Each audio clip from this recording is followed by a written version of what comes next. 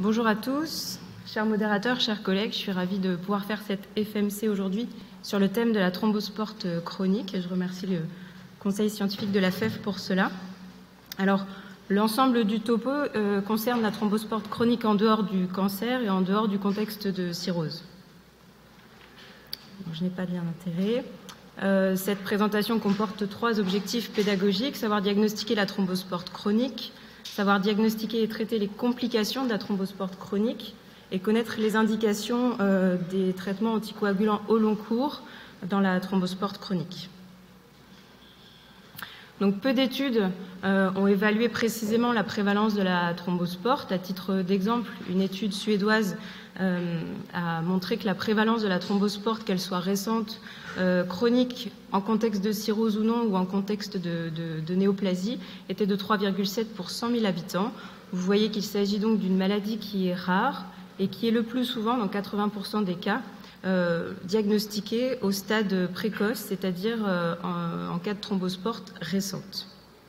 Alors, la thrombosport récente correspond à l'obstruction aiguë par un thrombus chlorique d'une partie du système porto-mésentérique, et assez rapidement, dès quelques jours après la thrombose, peuvent se former des collatérales, un réseau de collatérales porte-aux-portes. Vous voyez ici, je vais essayer de me servir correctement du laser. Non, ça ne marche pas. Donc des collatérales porte-aux-portes qui forment un réseau et qui vont viser finalement à shunter l'obstacle et à restaurer un flux qui ne sera évidemment pas physiologique, mais un flux du système mésentérique vers le foie.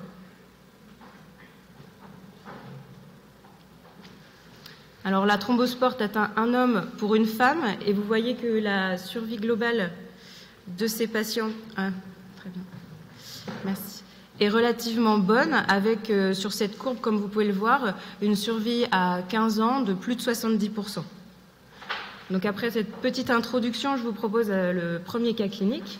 Il s'agit d'une femme de 21 ans qui a présenté en 2013 une thrombophlébite cérébrale qui a permis le diagnostic d'une maladie de B7. Elle est traitée par aspirine et immunosuppresseurs, et en 2015, elle présente une hémorragie digestive basse avec une franche déglobulisation. L'endoscopie met en évidence des varices œsophagiennes de grade 2 avec signe rouge, et à l'échographie Doppler, vous retrouvez une thrombosport d'allure chronique avec des signes d'hypertension portale et une hypertrophie du segment 1. Alors, première question concernant le diagnostic de thrombosport chronique. Petit a, le diagnostic est fortuit dans 30% des cas. Les manifestations d'insuffisance hépatique sont fréquentes. Les manifestations d'hypertension portale sont fréquentes. La découverte d'un cavernome doit faire réaliser un scanner, et une atrophie des segments 1 et 4 est un signe indirect de thrombosport chronique. C'est une question à choix multiple. Je vous rappelle qu'il faut voter sur l'application.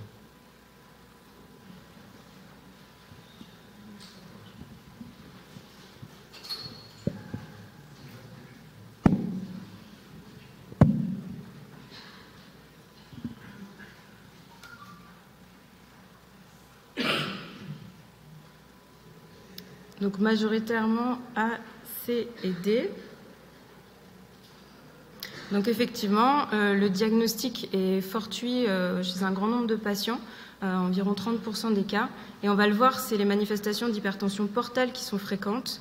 Un scanner doit systématiquement être réalisé, mais ça, vous le savez très bien, dès la suspicion de cavernome en échographie. Donc vous avez réalisé un scanner à cette patiente pendant qu'elle avait ses sécules globulaires. Et vous voyez très bien sur ce scanner qu'il y a le développement de volumineuses collatérales qui sont situées en région périhilaire, également en périvésiculaire. C'est plus petit, mais on le voit sur cette coupe. Et puis, chez cette patiente, on en discutera après, mais la localisation des collatérales est assez particulière, parce que vous voyez à la face postérieure du duodénum et du bulbe, sur la diapositive de droite, les collatérales sont très nombreuses. Donc il est important de connaître les complications de la thrombosport chronique et leur fréquence. Vous voyez parfaitement sur cette diapo que la complication des thrombospores chroniques, c'est l'hémorragie digestive. Et à mon avis, c'est vraiment cela qu'il faut retenir, avec une fréquence, selon les études, de l'ordre de 12 à 20% patients-année. Et vous voyez que ce chiffre est beaucoup plus important que les autres complications de l'hypertension portale, puisque quand on poule acide et encéphalopathie hépatique, on atteint une fréquence de 10% patients-année. Les thromboses, les récidives de thrombose, qu'elles soient splanchniques ou d'ailleurs d'un autre territoire, et les complications biliaires surviennent beaucoup plus rarement au cours du suivi. Donc, pour la prise en charge de cette patiente qui a franchement déglobulisé et qui a fait une rupture de varices œsophagiennes, quelle est votre prise en charge? Est-ce que vous proposez une ligature endoscopique de varices œsophagiennes, la ligature, et puis assez rapidement vous instaurez un traitement anticoagulant, sandostatine, ligature et ensuite un traitement anticoagulant, un TIPS d'emblée et assez rapidement vous instaurez un traitement anticoagulant, ou alors un TIPS sans traitement anticoagulant?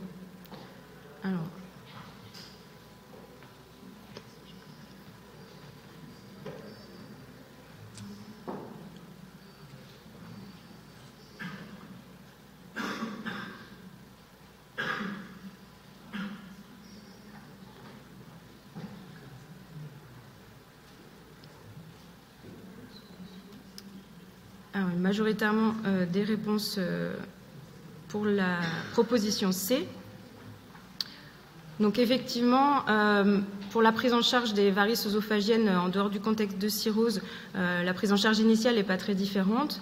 Donc un traitement classique par sandostatine et ligature endoscopique. Et très rapidement, il faut instaurer un traitement anticoagulant chez cette patiente qui a d'une part eu une thrombophlébite cérébrale et une thrombose splanchnique dans un contexte de maladie de B7. Alors ce qui paraît important, c'est justement de discuter à quel patient et chez qui on va débuter un traitement anticoagulant et quelles sont les modalités. Alors vous vous doutez que dans ce contexte, il y a quand même peu d'études qui sont randomisées, etc. Mais ce qu'on peut quand même recommander, c'est que chez certains patients à haut risque de récidive de thrombose, et je vais préciser après comment on définit ces patients-là, les études suggèrent qu'un traitement anticoagulant à dose curative et au long cours permettrait de diminuer le risque d'extension de la thrombose et de diminuer surtout le risque de récidive. Donc, quels sont les patients qui vont être à haut risque de récidive et qu'il faut traiter par anticoagulant au long cours? Ce sont des patients qui présentent un antécédent personnel ou familial au premier degré. Donc le premier degré, c'est important, c'est pas la grand-mère ou autre. De thrombose veineuse profonde, donc ça veut dire splanchnique, mais pas essentiellement. Également les phlébites et les embolies pulmonaires. Et ou une condition prothrombotique sous-jacente forte. Donc ça inclut les syndromes des anticorps antiphospholipides, les syndromes myéloprolifératifs, les hémoglobinuries paroxystiques nocturnes, la maladie de B7 comme notre patiente, et puis les mutations du gène du facteur 2 et 5, mais des mutations homozygotes ou des mutations hétérozygotes composites. Les mutations hétérozygotes simples ne sont pas des facteurs de risque fort de récidive de thrombose. Et puis des antécédents personnels, enfin un antécédent personnel d'infarctus mésentérique avec nécessité de résection chirurgicale. Donc chez ces patients qui présentent un ou plusieurs de ces facteurs, en général, il est recommandé de prescrire un anticoagulant au long cours, à dose curative. Alors, on a vu chez ces patients qui avaient beaucoup d'hypertension portale, on a vu qu'ils avaient besoin d'anticoagulants. Alors, évidemment, on peut avoir une certaine réticence ou une certaine appréhension, ça arrive souvent, d'instaurer ce traitement. Et je pense que le message aujourd'hui, c'est qu'un traitement qui est bien indiqué, qui est bien surveillé, qui est à la bonne dose, ne doit pas poser de problème et il ne faut pas avoir peur de l'instaurer. Pour appuyer mon propos, je vous présente rapidement deux études. La première, un peu ancienne, où finalement les patients arrivaient pour une hémorragie digestive et étaient traités ou non par anticoagulant curatif au long cours. Et vous voyez que le nombre de culoglobulaires transfusés pour l'hémorragie digestive ou le taux d'hémoglobine à l'admission n'était pas différent entre les deux groupes.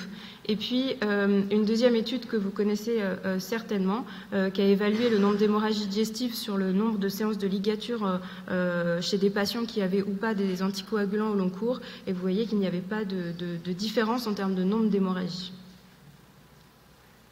Donc j'insiste un petit peu sur les conditions prothrombotiques parce que je sais que c'est des bilans qui peuvent être un petit peu fastidieux à faire, à obtenir. C'est vraiment un bilan qui doit être extrêmement complet et surtout exhaustif. Exhaustif parce que, évidemment, on va rechercher des maladies qui sont rares, comme la maladie de Behçet ou l'hémoglobinuririe paroxystique nocturne, mais c'est des maladies qui ont vraiment un pronostic sévère s'ils ne sont pas pris en charge rapidement et avec des thérapeutiques spécifiques. Et puis, la deuxième raison, c'est que vous le voyez, chez 20% des patients, donc c'est pas négligeable, plusieurs facteurs prothrombotiques sont associés. Donc le bilan, même s'il est parfois un peu, enfin, il peut paraître un petit peu fastidieux, il faut vraiment qu'il soit exhaustif pour tous les patients. Évidemment, il y a des patients, à peu près 30% des patients, qui n'ont aucun facteur et on verra éventuellement chez eux quelle modalité thérapeutique on peut envisager. Donc juste un rappel sur justement ce bilan de thrombophilie. Il faut rechercher un syndrome myéloprolifératif qui, vous voyez, qui est quand même présent chez 20 à 30% des patients avec une thrombospore chronique. Il faut rechercher des mutations JAK2. Et alors un élément qui est important, parce que ça on le répète assez souvent, il faut regarder la taille de la rate, il faut regarder le taux de plaquettes. Vous voyez que le seuil de plaquettes à 200 est relativement bas, mais dans une étude, il avait été montré que une fois que, enfin, si vous avez un patient chez qui vous ne retrouvez aucune cause et qui a une rate à plus de 16 cm et des plaquettes à plus de 200, finalement, ça peut être un patient qui a un syndrome myéloprolifératif avec des mutations un peu plus rares comme calréticuline, MPL ou éventuellement un syndrome myéloprolifératif difficilement classable et qui sera diagnostiqué uniquement sur une biopsie ostéomédulaire. Donc vraiment, dans ce cas-là, c'est assez simple de regarder la taille de la rate et les plaquettes et il faut vraiment aller jusqu'au bout et demander un avis spécialisé en hématologie. Après, la recherche de thrombophilie, c'est généralement moins un problème, de même que le syndrome des anticorps antiphospholipides. L'hémoglobinurie paroxystique nocturne, c'est une cytométrie en flux qui doit être réalisée. Ça peut parfois ne pas être fait, mais là, le pronostic, c'est vraiment important de faire le diagnostic et de ne pas le rater, de même qu'une maladie de Behçet. Faut regarder les autres facteurs favorisants d'une thrombose porte qui ont été montrés, donc le surpoids, la grossesse et puis une instauration d'une contraception œstroprogestative dans les 6 mois qui précèdent. C'est pas une contraception qui est instaurée depuis 10 ans et qui va bien, c'est vraiment un changement de contraceptif assez récent. Une infection ACMV, vous pouvez faire une PCR ACMV. Et si vous avez des questions plus précises sur l'infection ACMV, la thrombose porte, vous avez une très belle revue qui est parue dans J-Hepatol en 2021.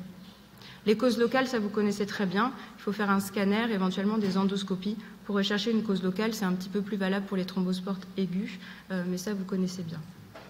Alors, la suite du cas clinique, la patiente, ses varices sont éradiquées, elle est traitée par bêta-bloquant. Vous instaurez un traitement anticoagulant au long cours.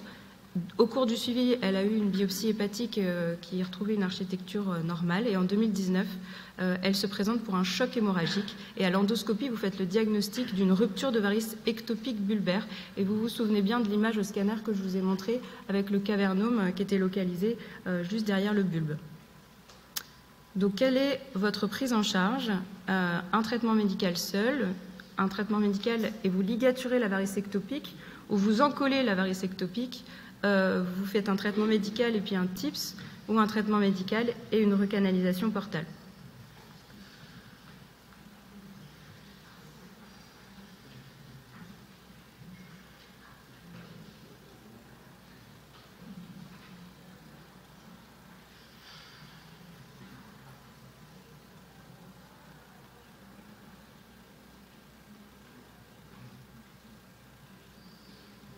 Alors, du coup, oui, on peut discuter un petit peu de cette prise en charge. Alors, moi, je vous montre la réponse, la façon dont la patiente a été traitée, et je vous dis pourquoi. Donc, elle a eu un traitement médical et une recanalisation portale. En fait, vu les varices qui étaient derrière le bulbe et puis surtout finalement la localisation en fait de la varice, techniquement ça paraissait un petit peu compliqué de faire et risqué de faire une ligature et un encollage avec des résultats pour la ligature qui ne sont pas forcément démontrés. Finalement la patiente étant relativement stable, elle a pu être transférée assez rapidement dans notre service. Elle était dans un hôpital très proche de nous et on a discuté une recanalisation portale. Alors, C'était pour introduire le fait que la recanalisation portale, en fait, elle doit être discutée systématiquement chez ces patients quand il existe une complication d'hypertension portale qui ne peut pas être prise en charge, on va dire, de façon standard et facile. Et c'était le cas, en tout cas, on a jugé que pour cette patiente, c'était le cas. Là, je vous montre juste un exemple. Vous voyez sur la première diapositive qu'il y a une recanalisation par voie transhépatique du système porte par les radiologues. Vous voyez la flèche en noir, c'est pour montrer l'obstacle, le niveau du cavernome. Vous voyez que les radiologues sur la diapositive du milieu ont pu cathétériser à travers le cavernome et jusqu'au système mésentérique, et puis poser une prothèse dont vous voyez les contours sur la dernière image et restaurer ainsi un flux physiologique du système mésentérique vers le foie. Donc je vous propose un second cas clinique. C'est une dame de 42 ans qui n'a aucun antécédent, qui a très mal au ventre depuis quelques semaines. On est en 2015 et elle réalise du coup un scanner qui met en évidence une thrombose porte semi-récente. Donc il y a déjà un développement de collatéral porte-au-porte comme je vous ai montré, donc un cavernome, et qui est au niveau hilaire et qui s'étend jusque dans les branches droite et gauche en intrahépatique. Là, vous faites un bilan parfaitement exhaustif et complet, et vraiment, vous ne retrouvez absolument aucune cause à cette thrombose. Elle a des varices sauvagiennes de grade 1, et vous instaurez un traitement par AVK pendant 6 mois. Alors, ce n'est pas le sujet ici de la thrombose porte aiguë, mais je voulais juste, on pourra en discuter après, insister sur le fait que pour les thromboses porte aiguës, les 6 premiers mois, pour l'instant en tout cas, c'est des AVK qui sont recommandés. Il n'y a pas d'études pour les nouveaux anticoagulants. Voilà, donc elle est traitée par AVK pendant 6 mois, et vous la revoyez au bout de 6 mois. Donc, est-ce que vous lui proposez l'arrêt du traitement et l'arrêt du suivi ? Est-ce que vous lui proposez l'arrêt du traitement anticoagulant, mais par contre, vous continuez à la suivre de façon annuelle? Est-ce que vous poursuivez le traitement anticoagulant, mais plutôt pour une durée totale de 1 an, et ensuite vous l'arrêtez? Est-ce que vous poursuivez le traitement anticoagulant au long cours, ou est-ce que vous proposez un traitement par rivaroxaban, donc 15 mg, qui est plutôt une dose préventive, au long cours?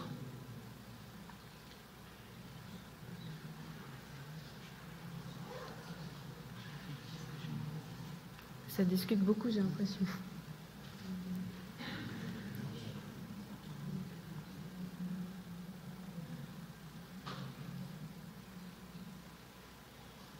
Ah ouais, c'est un petit peu plus,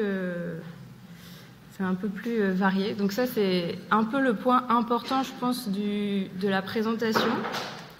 Donc si vous n'avez pas trop écouté avant, je pense que c'est bien de bien écouter maintenant. Donc arrêt du traitement anticoagulant et suivi annuel. Du coup, on va en discuter. Alors, donc, je pense que je l'ai expliqué juste avant, quand il y a un risque élevé de récidive de thrombose, oui, on met un traitement anticoagulant. On en a parlé avec le premier cas clinique.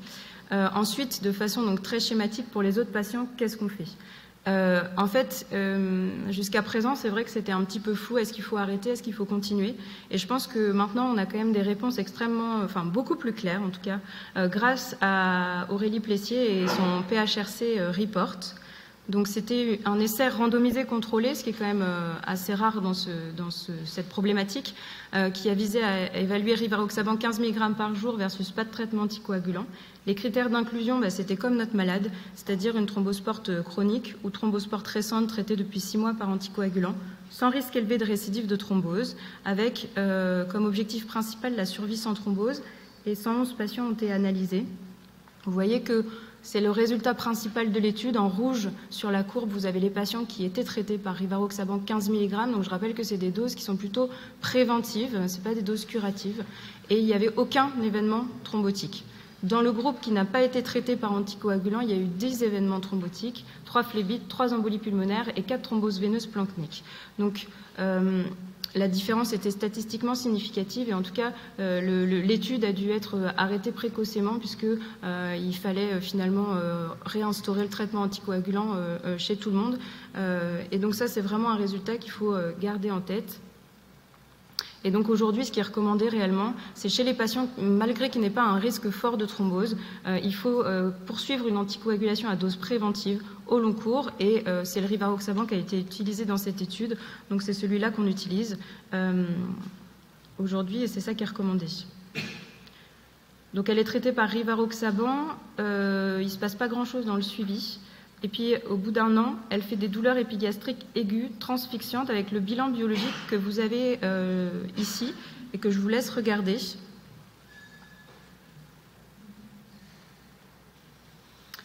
Vous faites un scanner, alors à Beaujon on a eu l'IRM et le scanner en même temps, et donc vous voyez très bien sur le scanner qu'il y a une dilatation de la voie biliaire principale avec le cavernome qui fait vraiment une empreinte sur les voies biliaires et qui fait un engainement au-dessus et en dessous de l'abouchement du canal cystique, avec sur l'IRM en blanc, je suis désolée parce que je suis un peu nulle, je ne gère pas très bien le laser. Ici, voilà. Ici, il y a un calcul flottant de la partie distale de la voie biliaire principale à 1 cm de la papille. Et puis, vous voyez bien ici les lithiases vésiculaires. Donc, question peut-être un petit peu difficile, en tout cas qui se discute, c'est qu'est-ce que vous faites pour cette patiente? Donc, il se passe quand même un épisode biliaire. Est-ce que vous proposez de l'acide urso-désoxycholique, une cholécystectomie, une CPRE avec pose de prothèse endoscopique et la UDC, CPRE, cholécystectomie et AUDC, ou recanalisation portale?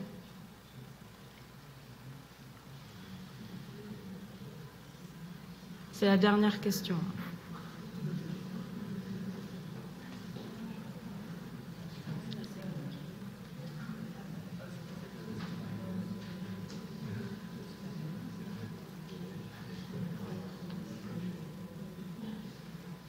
Ah bah ça c'est très bien. Bah nous on met un peu plus de 20 secondes pour réfléchir, mais donc vous êtes très fort. Donc effectivement, nous on a proposé cette prise en charge parce que aussi la recanalisation portale, de toute façon techniquement elle n'était pas réalisable. On va discuter de la cholangiopathie portale. Donc le mécanisme, il est essentiellement mécanique, c'est vraiment la compression des collatérales du cavernome sur les voies biliaires, avec également une dilatation des plexus qui sont dédiés à l'arbre biliaire.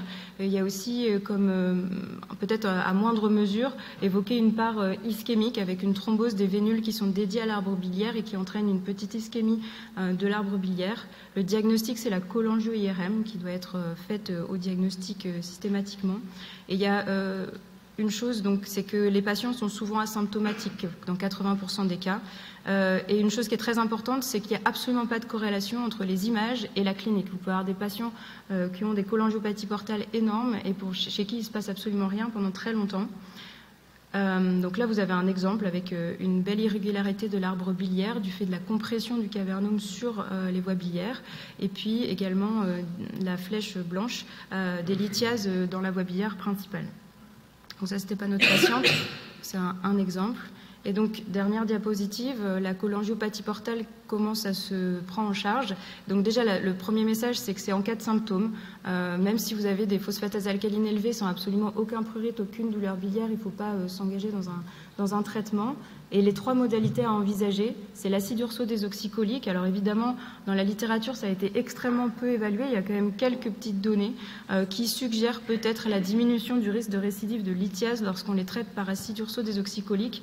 Vu la toxicité de ce traitement, c'est vrai qu'on a tendance à le donner assez fréquemment. Et ensuite, il faut discuter donc la calibration des sténoses en CPRE, la CPRE qui va également permettre, ça vous le savez très bien, d'enlever les lithiases comme pour notre patiente. Et donc poser des prothèses pour lever les sténoses, vraiment faire une calibration. Ça peut prendre un peu de temps, ça peut prendre jusqu'à 1 an, voire même 2 ans.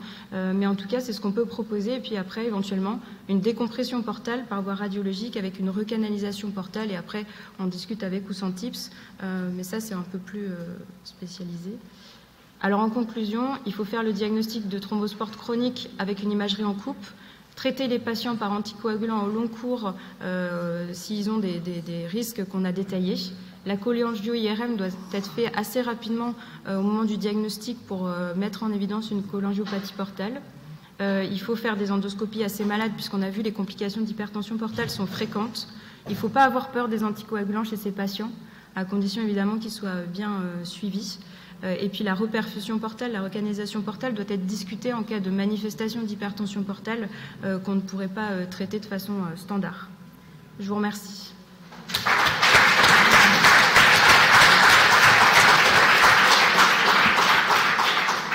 Merci. On va prendre les questions par l'application, mais qu'il y ait des questions dans la salle.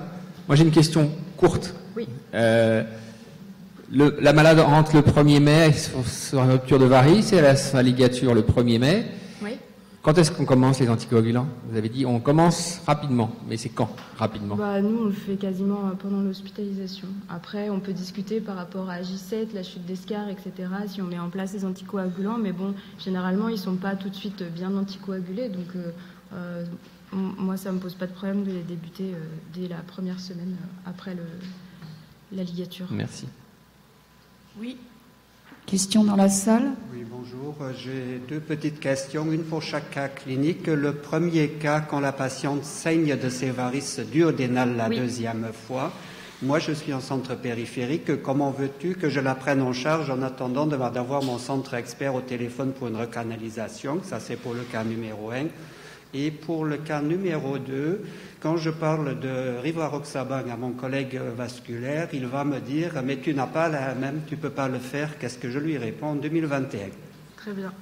Alors la première question, donc je pense que la ligature, elle peut quand même être tentée. Là, c'est vrai que c'était vraiment la localisation qui était peut-être un peu périlleuse. Et puis bon, la discussion, elle s'est faite aussi en fonction de l'accès qu'elle avait à la recanalisation, bien sûr.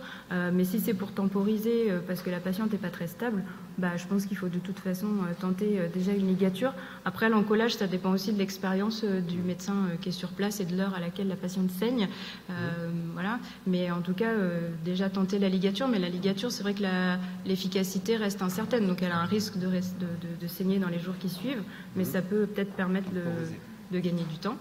Et la deuxième question par rapport au rivaroxaban, pas d'AMM, on est dans le contexte de maladies rares. Il y a des recommandations qui sont éditées quand même régulièrement. Là, le PHRC il va être publié dans quelques mois. Et donc, je pense que ça sera quand même un bon argument pour avoir le droit de mettre du rivaroxaban. Autant il y a des situations où il n'y a rien, comme je vous disais tout à l'heure, pour la thrombosport aiguë, les 6 premiers mois, où on ne met pas d'anticoagulant, même si dans quelques années on pourra le faire, parce que vraiment il y a 0 donnée.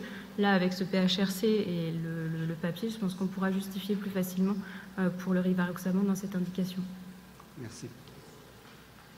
Audrey, dans le cas clinique 1, pourquoi vous avez préféré un drainage portal par voie transpariétale plutôt qu'un TIPS? Et peux-tu nous préciser dans quelles circonstances le TIPS est réalisable ou pas? Alors en fait, je ne me rappelle plus très bien pourquoi cette dame avait eu une biopsie hépatique. En plus, c'est moi qui la suis, donc je devrais le savoir, mais je ne sais plus. Pas biopsie hépatique. Mais notre discussion, c'est vrai qu'elle a été par rapport au fait qu'on a demandé aux radiologues si techniquement c'était faisable, s'ils avaient accès au système porte intrahépatique. Et chez cette patiente, c'était le cas. Et en plus, c'est vrai que par rapport à la discussion de est-ce qu'il faut mettre un TIPS ou pas, en fait, elle avait une architecture hépatique qui était strictement normale. Donc, on n'avait vraiment pas de raison de penser que de juste mettre une prothèse portale, ça allait poser des problèmes par la suite. C'est-à-dire, on avait des raisons de penser que le flux allait être suffisamment important pour pas boucher la prothèse, qu'il n'y aurait pas de complications par la suite. Ce qui pose problème, c'est quand il y a un obstacle au niveau du foie, avec par exemple de la fibrose ou une histologie un peu perturbée, qui peut laisser penser qu'on va avoir un échec de la recanalisation portale. Elle, que ça soit sur son type de thrombose et son architecture hépatique, on n'avait pas de raison de penser que ça allait mal se passer avec juste une recanalisation sans TIPS. Donc on évite chez cette dame qui a 30 ans éventuellement les complications du TIPS aussi. Enfin, en tout cas, c'est comme ça qu'on avait discuté le cas. Moi, je pensais que le TIPS n'était pas réalisable si, en fait, les branches portales intra-hépatiques droite ou gauche, il me semblait qu'il fallait au moins une branche portale perméable pour pouvoir réaliser le TIPS dans le cavernon portal et qu'on préférait plutôt le TIPS, mais je me trompe peut-être. Après, c'est vraiment une discussion qu'on a avec les radiologues, oui, de savoir, ça c'est eux qui voient un petit peu la voie qu'ils peuvent préférer, par voie transjugulaire ou transhépatique, mais là ils avaient un abord transhépatique portal qui était tout à fait accessible. Dans la salle, vas-y. Merci Audrey pour ton topo. Juste quelques petites questions. Est-ce que tu as l'expérience de l'hémospray sur ces varices très atypiques, notamment bulbaires? Et l'autre question, ce sera sur le B7. Tu le fais systématiquement, j'imagine, dans le centre expert. Et tu fais HLA-B5, tu regardes le test de Patergy. Tu as d'autres astuces pour le B7, c'est quand même pas notre quotidien à tous, quoi. Donc pour la première, c'est ce qu'on disait tout à l'heure. Je pense que si on n'a pas accès à autre chose, la ligature ou l'hémospray, faut le tenter. Après, l'hémospray, dans cette localisation, avec la pression, ça peut être un petit peu compliqué, mais bon, si elle est stable avec la sandostatine, etc., ça peut tout à fait se discuter en attendant, si elle saigne trop. Et pour la maladie de B7, en fait, c'est assez clinique. Enfin, nous, on va d'abord poser des questions. Est-ce qu'il y a des uvéites? Est-ce qu'il y a les aftes? Est-ce qu'il y a déjà eu des thromboses? C'est souvent quand même des maladies qui touchent à la fois l'artère et les veines. Donc c'est vrai que s'il y a une anomalie d'une artère, là, on n'hésite pas. Et en fait, assez rapidement, finalement, on demande à ceux qui connaissent bien la maladie de B7 parce que c'est vraiment un diagnostic compliqué et qui est fait par les internistes, en fait. Mais tu le fais systématiquement? La recherche clinique, c'est systématique. Et après, au moindre doute, effectivement, on appelle les internistes pour qu'ils fassent les examens ophtalmo, éventuellement une IRM cérébrale, etc. Mais ces examens-là ne sont pas faits systématiquement, c'est plus la clinique. Ouais, on va le screener, et en fait, voilà. On doit y penser systématiquement, comme oui. Jacques. Okay. Merci. Oui, ouais. Il reste pas mal de questions, donc je vais vous demander de faire des réponses courtes. Je parle trop. Cholécystectomie et hypertension portale majeure, quel risque? Il y a des risques, donc tout le monde ne le fait pas.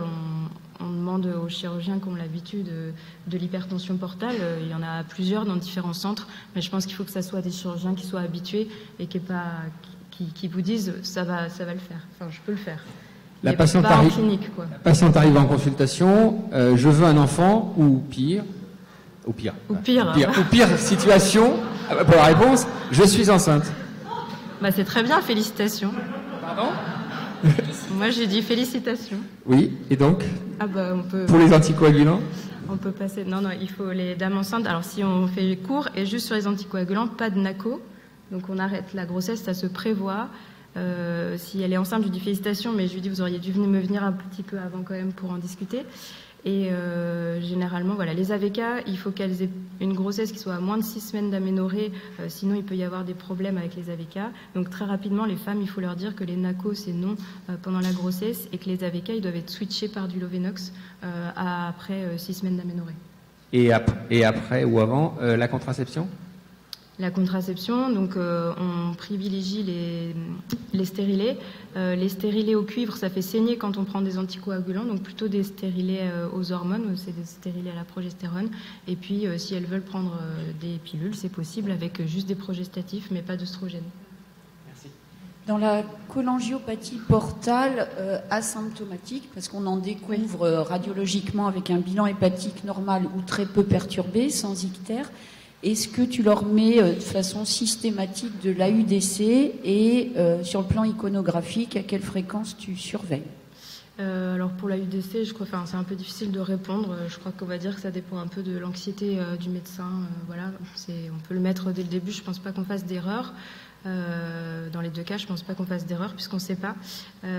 Et après, pour la deuxième question, donc il n'y a pas de recommandation de surveillance de la cholangiopathie portale. Il y a un travail actuellement par les radiologues qui est en cours. Ce que nous on fait, c'est qu'on fait une IRM au diagnostic pour faire l'état des lieux d'une éventuelle cholangiopathie portale, donc bili-IRM au diagnostic. Et après, il n'y a pas de recommandation sur la surveillance, c'est tous les ans, mais à l'échographie, déjà, on voit très bien les voies biliaires. Donc, si on a l'impression que ça s'aggrave par rapport à l'IRM de base, on refait une IRM. Et dernière question, la PBH, systématique ou non? Non, pas systématique. C'est pas très clair, les indications de la biopsie chez ces malades. Même nous, on n'a pas forcément de réponse. C'est plus à visée académique avant les discussions de recanalisation, plus ou moins tips, etc. Mais on en a discuté avec la présentation de M. Artu jeudi ou vendredi, je ne sais plus, mais on ne sait pas encore comment utiliser l'histologie chez ces patients pour décider de la prise en charge. Donc voilà. Mais tu fais une élastométrie pour être sûr qu'il n'y ait pas... Parce que parfois, souvent même, on peut avoir une cirrhose sans signe morphologique. Est-ce que tu fais un fibroscan systématiquement? Alors au diagnostic, évidemment, là c'est facile parce qu'on présente en dehors du contexte de cirrhose et en dehors du contexte de cancer, mais ça veut dire qu'on a éliminé le cancer et la cirrhose. Donc on a fait un fibroscan effectivement qui doit être en dessous de 10. Voilà, ça implique que oui, on a fait ces examens au diagnostic. Je crois que c'est important de le rappeler parce que dans 30% des cas, quand même, on peut avoir une hépatopathie. Merci. Merci beaucoup.